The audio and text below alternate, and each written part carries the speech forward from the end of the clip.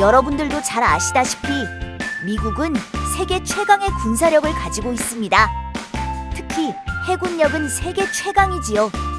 그런데 이런 미국이 자기 나라가 아닌 외국에 의존하고 있는 것이 한국의 조선업이라는 사실 알고 계셨나요?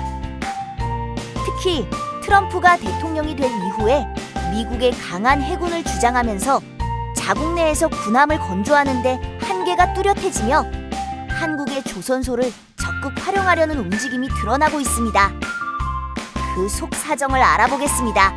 미국은 과거에 항공모함, 핵잠수함, 상선까지 직접 건조했던 조선 강국이었습니다. 하지만 1990년대부터 조선 산업의 상업성 저하, 인건비 상승, 기술자 이탈로 인해 조선업 자체가 군수 조선 중심 구조로 축소되었습니다. 그런데 트럼프 정부는 강한 해군이 없이는 미국이 세계 패권을 유지할 수 없다며 미 해군의 군함의 척수를 현재 287척에서 355척로 확대를 시도하고 있습니다. 현재 미 해군 함정은 전투함정 기준으로 약 217척을 보유하고 있습니다. 항공모함이 현재 11척에 2척을 건조 중이며 핵추진 잠수함이 51척, 이지스 구축함을 74척 운용 중에 25척을 건조하여 100척까지 운영할 예정이며 순양함은 9척 외에 여러 다양한 함정들을 보유하고 있습니다. 미국은 현재 함정 보유 척수가 목표 대비 크게 부족하고 특히 함정을 새로이 건조하는 것과 기존 함정을 정비하는 데 속도가 느려 유지 보수 등의 백로그에 들어가게 되어 매우 심각하다는 이야기입니다. 여기서 백로그란 개발 및 업무 관리에서 완료되지 않은 작업들의 목록을 가리키는 말로 완료되지 않은 작업이나 고객의 요구사항 등을 관리한다는 뜻입니다. 미국에서 함정의 척수가 부족한 것도 문제이지만 정비가 제때 안 되는 건 더 큰 문제입니다. 왜 이런 일이 벌어질까요? 첫째는 조선소가 부족합니다. 미국은 과거에는 많은 조선소를 가지고 있었지만 지금은 대형 군함을 건조할 수 있는 조선소가 손에 꼽힐 정도입니다. 주로 항공모함과 핵잠수함 건조하는 뉴포트 뉴스, 구축함을 건조하는 베스 아이언 웍스, 소형 프리기함을 건조하는 핑칸티에리 마리네트, 기타 군함의 정비를 전담하고 있는 공공조선소가 노퍽, 펄하버에 있습니다. 이 조선소들은 이미 과부하 상태이며 신형함을 건조하는 것과 정비를 동시에 감당하기엔 역부족입니다. 둘째는 숙련된 인력이 부족합니다. 군함을 수리하려면 정밀한 기술을 가진 용접공, 기술자, 설계자가 필요합니다. 하지만 젊은 인재들이 조선업을 기피하면서 숙련공이 줄고 있습니다. 결국 수리 일정은 밀리고 비용은 늘어나고 있습니다. 셋째는 예산은 부족과 비용의 증가입니다. 미 해군은 올해만 해도 유지보수 예산으로 24조 원 이상을 요구했지만 실제 확보된 예산은 그보다 훨씬 적습니다. 여기에 부품 가격 상승, 설계 변경, 원자재 수급 차질까지 겹쳐 계획보다 수리 비용이 2~3배 이상 증가하는 경우도 많습니다. 넷째는 기술 신뢰도 문제입니다. 일부 함정에서는 용접 불량, 설계 및 조립 오류 같은 문제가 반복되며 이미 배에 올라간 함정도 재점검, 재수리가 되는 일이 잦아지고 있습니다. 미국 조선소가 이렇게 된 것은 존슨법, 존슨 액트의 많은 영향을 미쳤습니다. 존슨법이란 미국 내 항구 간 해상 운송은 미국 국적 선박이 아니면 금지하고 있는 법입니다.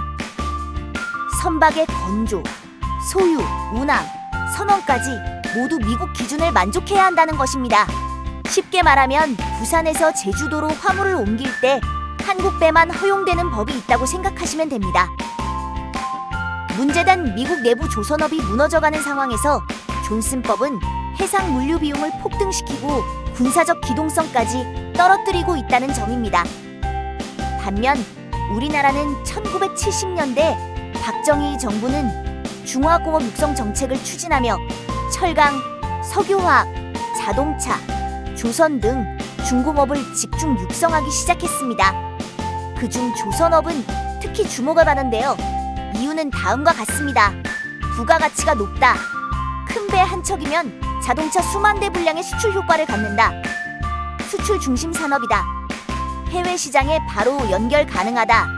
인력 집약 산업이다. 많은 사람을 투입할 수 있어 실업 해소 효과 기대 가능하다. 강철, 전기, 기계 등 연관 산업의 연쇄 효과가 크다. 그 결과 세계가 인정한 조선 3사인 현대중공업, 삼성중공업, 하나오션, 구대우조선해양을 가지는 나라가 되었습니다. 트럼프 정부 이후 미국은 존슨법의 예외 조항을 검토나 한국 조선소에서 만든 배를 우회 수단으로 임차하는 방식도 논의 중입니다. 그리고 미국은 배형 상선이나 LNG 운반선 같은 상업용 고부가가치 선박 기술이 없습니다. 반면 한국은 현대중공업, 삼성중공업, 대우조선해양, 하나오션 등에서 LNG선, 초대형 컨테이너선, 해양 플랜트까지 세계 2위 건조 실적을 기록 중입니다. 특히 군사적 물류에 필수적인 선박 수송 능력에서 한국 조선 기술에 크게 의존하고 있습니다. 한국 입장에선 이것이 바로 전략적 기회입니다. 고도화된 LNG 기술, AI 기반 스마트십 운영, 원가 경쟁력과 숙련된 인력, 그리고 미국, 유럽의 환경 규제 대응 기술력을 가지고 있습니다. 이런 좋은 상황이지만 한국이 생각해야 할 것이 3가지 있습니다. 미국의 외주 요청은 좋지만 핵심 설계 기술까지 공유하려는 요구는 경계해야 합니다.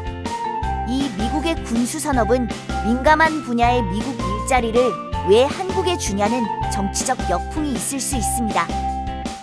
3. 중국과의 사이에서 균형 필요합니다. 중국도 한국 조선소에 눈독을 들이고 있습니다. 무기 탑재 선박이나 민군 겸용 선박 건조는 외교 전략과도 연결됩니다. 트럼프가 남긴 건 의외로 단순한 말이었습니다. 미국은 더 이상 다 만들지 않는다. 대신 가장 잘하는 나라에 시킨다. 그리고 그 나라가 지금은 한국입니다. 하지만 단순한 하청은 오래가지 않습니다. 기술과 전략, 그리고 정치까지 통찰해야 진짜 강국입니다. 이제는 배만 잘 만드는 게 아니라 국익도 잘 설계해야 할 때입니다. 좋으셨다면 좋아요, 구독 부탁합니다.